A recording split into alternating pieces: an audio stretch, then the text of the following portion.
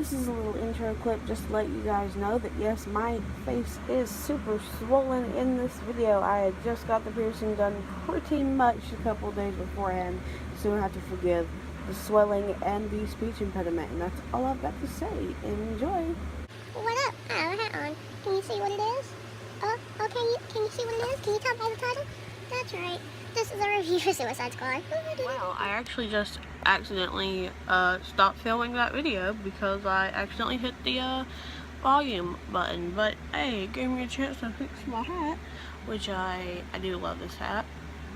I love the few other hats that I've seen, and I don't know if this is the one I'm going to keep permanently, but I do love it, so there's that. And new piercing, sorry not sorry, because I know there are going to be outside people coming, you know, for this review and not for me. So, new piercing, I'm having some speech problems. If you want to see about it, go to the video about it, but it's probably going to be out after this one. Sorry not sorry. I'm telling you right now, was going to be initially biased anyway. I was going to love it despite how the movie would have turned out, but I was going to be initially biased about this anyway because I was going to find something that I loved about the movie. However, I found that I fucking loved every bit of it, and I'm not kidding. I'm not being biased about that. I loved this movie. I adored this movie. I adored this Harley. I adored this Joker. And of course there's about to be spoilers. So, if you don't want to be spoiled, do not proceed. Anyway, I love this Joker. I love this Harley. I love Deadshot. I love El Diablo. Boomerang was alright. I wish I could have known Slipknot a bit more. We'll talk about that in a second. God, I loved Katana. She was great, and I would love to read up on her more. Honestly, like, there were so many twists. Like in the trailer where you see Jared Leto's Joker say, "I'm just gonna hurt you really, really badly." I had no idea that he was talking to Harley, and that surprised the hell out of me. I didn't know Enchantress was gonna be the main villain. I went in not knowing these things. It was a nice fucking twist, honestly, and I think that they made it out to be that way. I didn't know that Slipknot was going to die so early because he's in all of the publicity. Like, he's on this hat, right there. There he is. And I was super excited about his character, mostly because I'm a big fan of Law & Order SVU, and his actor played a detective in Special Victims Unit for about a season. And I really loved his character on there, so I was really excited to see him act in something more. But that didn't last very long, now did it? No, it did not. So that irked me a little bit. It irked me also because they had it set up like he was going to be the one to die, because he didn't even really get a backstory. Like, he didn't get, like I don't even remember if his name was said. I just knew his name from keeping up with this fucking movie. So, he didn't get a backstory. He didn't get a bunch of this stuff that all the other people got. So it was very basically honest that his death was just to show you that they weren't fucking around with the neck things. To be fair, who would have thought that they were fucking around anyway? I really, really fucking enjoyed this Joker, and I loved that his role in the movie wasn't a shit ton of screen time. That made me really fucking happy. Like, that was a surprise to me. I thought his role was, like, he had a very important role, but it wasn't like a role that needed a lot of screen time, and I loved it. I thought it was the perfect amount of screen time. Loved this Joker's relationship with Harley. Instead of being like nonchalant about her and just using her, I love that he fucking cared about her, which goes into a theory about this movie that I fucking love. That this Joker is in turn Robin. Actual like name that isn't Robin. It starts with a J. If you look up a theory about it, because I won't be able to explain it as much as somebody else can, but I am so fucking down with this theory. It is unreal. I am like, yep, this is my headcanon, even if it is not true. I am completely and utterly fucking down with the sickness for this theory, and that Robin is this Joker, and part of it is the scars that this Joker has on his shoulders, like the tears that Robin had on his suit when Batman looked at it into Batman vs. Superman, which is a movie I didn't see.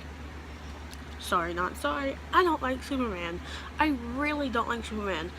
The main reason I don't like a lot of DC things is because the heroes are all, like, most of the heroes are all metahuman, holier than thou creatures with nothing bad about them. It's like all the Disney princesses that get marketed. Like, you don't ever see Megara, or just Meg, because I can't say her name right now, or Esmeralda ever being, like, given as much spotlight as the others because they had questionable backgrounds. And I fucking love when things have questionable backgrounds. If you can tell from my piercings, I'm not a very holier than thou kind of person. I love hearing about people's weaknesses, not in like a dementive sort of way. Just, I like when the heroes have problems.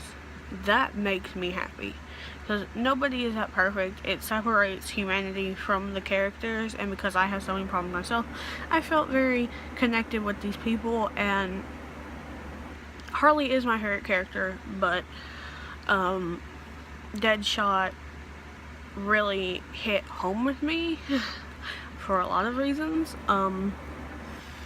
The line in the movie that hit me the most, and that hit me unlike any other thing ever, is where he said he was gonna show his daughter that he wasn't a piece of shit. And literally, I felt that in the core of my being. My entire body shook. It hit me so hard, and it's because of my own personal things with my own father. So, just seeing, like, he cared so much. It wasn't just that they were villains, they were villains that had a reason. There was a reason that they were there. There was a reason that they did the things that they did. They weren't holier than thou, and they weren't just doing it to do it. You know, it was, they had weaknesses, which is how they got caught. Or surrendered, in El Diablo's case, who Diablo was also one of my favorite fucking characters.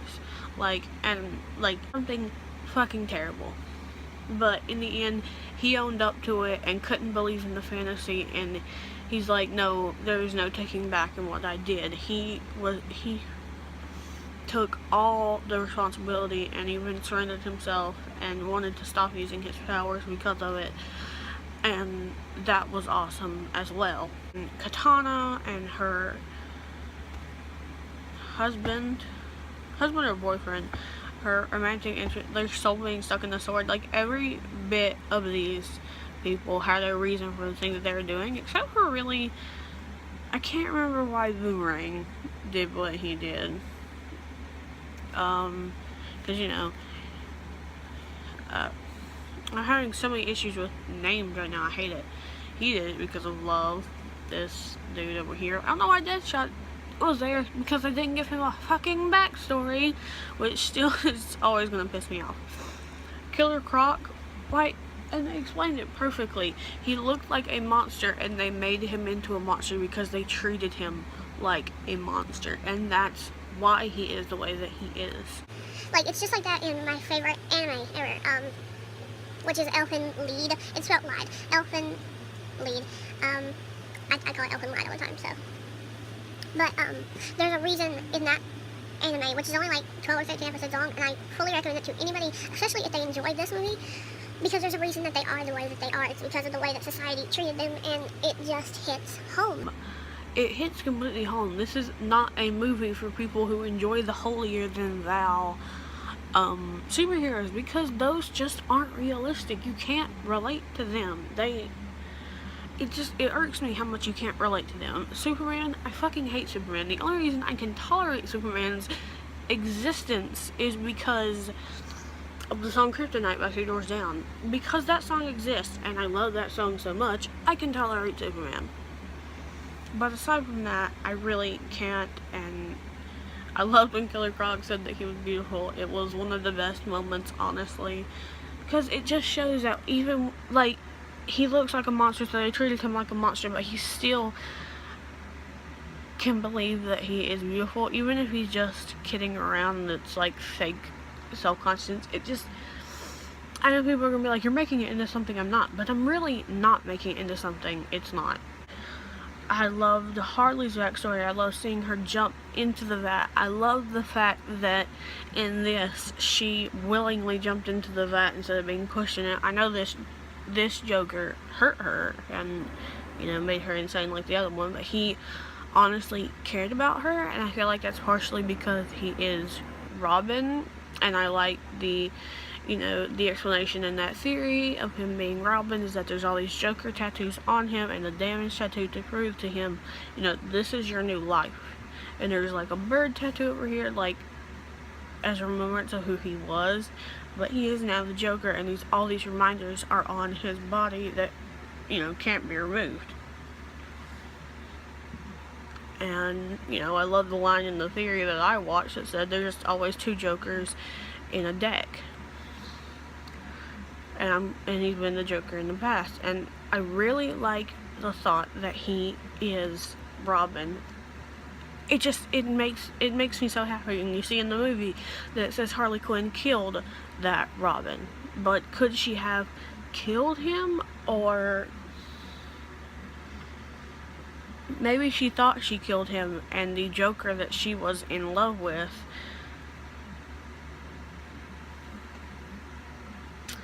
like, there's all the, I just love this explanation so much that just turned him into that, and then she took him away, and, you know, the joke's on, literally on Robin. The joke is on him. He is the joke now. He is the Joker. I really like that. I really, really like that, if you can't tell. So, I'm sorry. I fucking love this movie. It is my favorite comic book movie right now. Deadpool was my favorite comic book movie.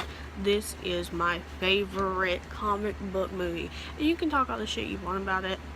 I don't really give a shit. It's just sad people being sad and pathetic about not liking something.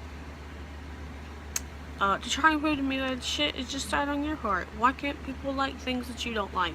I fucking love it, and I'm gonna fucking rock my hat, and with no remorse at all. It's just, it's great, and I love my hat, and I love the movie, and I love this Harley, and I love that she got her espresso machine, and Jesus fucking, it's so good. It was such a good fucking movie. I wholly recommend it. I mean, obviously, I like people who aren't holier than thou and villains. Like, if I was in a comic book, I can't think of whether or not I would be an anti-villain or an anti-hero. I can't figure out what I would be, but I would not be like completely one or the other. No, but so I really love this movie. Oh my, like, this isn't even a review, really. Like, there were some issues, like Deadshot's fucking non-backstory ass bullshit. Like, I didn't even care about his death, besides the fact that I knew the actor and I wanted to see the actor do something. But aside from that, I didn't feel anything about the character's death because I didn't know anything about him. They didn't introduce him. He just died. He was there to die. He was there to show an example, and that's it. And that's what I don't like. The story was great. The fact that Enchantress was the villain was great. The fact that Harley, all the time, you know, she really did do most of the things that she did out of love and admiration, and even though she's insane, and that's okay. I think. I've been told that I'm insane, but this isn't about me. No, just Deadshot, like, him negotiating everything was for his daughter. All he cared about was his daughter. He did what he did to get his daughter out of the place that she lived, away from her mom. Which is what she needed, because she was taking care of her mom, and that's not the way things are supposed to be. This made me not like Batman, like a little bit. Like, inside I was like, fuck you, Batman. And then the after credits scene where it's like, you either get them or we'll get them or whatever the fuck. And I'm like, you try, Batman. And if there's a movie if you getting them and they lose and you win, I'm gonna be sorely upset because the heroes can't always win. Thank you. Like, and they still saved the world even when they had nothing. Like, they had no reason to keep doing it. They really had no reason to keep doing it, besides the fact that they had nothing better to do. And the fact that Harley is a total wild card, and people, like, they so believed her. The Enchantress believed her when she was like, yeah, I'm totally gonna bow down to you and not slice you open and take your heart out. Like, she's so loyal of a character. I loved how much Deadshot cared about her. I mean, yes, it was blatantly obvious that Deadshot and Harley were the two main characters, but I loved how much he cared about her, and it wasn't in a romantic way. And even if it is in the comics, it didn't feel like it in the movie because, you know, obviously she has her pudding, and he just cared about her because he cared about her, and I love that. He didn't have to care about her in a romantic way to care about someone. Like, he risked that fucking shit. He risked his daughter and him to miss shooting Harley, and that was important. That was a really important thing. The flashbacks that she got to the vaccine were really important. It's just, it was great. I fucking loved it. I'm sorry. Sorry, not sorry. I've been talking about it for 17 fucking minutes now. 18 minutes now. You're not gonna get anything else besides the fact that I don't like how Slipknot was treated. That's really it. I don't like how Slipknot was treated. The soundtrack was impeccable. The visuals were impeccable. I loved the story. I really did love the story. I loved the character development in Diablo. Everything was so perfect for me, except for fucking Slipknot. Like, that's the only issue I had with the movie, really, honestly, truly, was his death and that he got in the backstory. That's the only problem that I had. The soundtrack's amazing. The music in the movie was amazing. That isn't on the soundtrack. It's just so good. You need to watch it, okay? It's so good. It's so good. It's so good. It's so good. And I know I look like the Joker, and I love it. Thank you for telling me, because I know somebody's gonna say it. But no, I can't find any fault in it besides the way that Slipknot was treated, honestly. Like, I didn't find a fault in the story. I liked that she was the one up in the tower that they were saving, and, you know, I liked how the Joker came into it, and, you know, yeah, it was blatantly obvious that the Joker didn't actually die and he was going to come back her at the end. It was blatantly obvious that Carla Delevingne, whatever, Dr. June or whatever the fuck, was going to wake up and going to peel the shit off her face and be alive. Like, there's still a happy ending there, even though, you know, they were still in prison, though. It wasn't like they completely won. Like, you can't have a complete victory like that. You just can't. You know? Like, you're still gonna be, they still went back to jail pretty much and lived their life, but Deadshot still got to see his daughter, and that's what's important to me. That what they wanted was still important enough. I'm sorry. It was so good. It really is so good. I don't understand the bad reviews of it. I really fucking don't. I want to understand, and I'm trying to look at it from a different perspective. I can't, and I won't, and I just thought it was so fucking good. I'm sorry, not fucking sorry. Like, I'm not gonna be sorry for loving this movie, loving the shit out of this movie, okay? Okay, bye. My problem is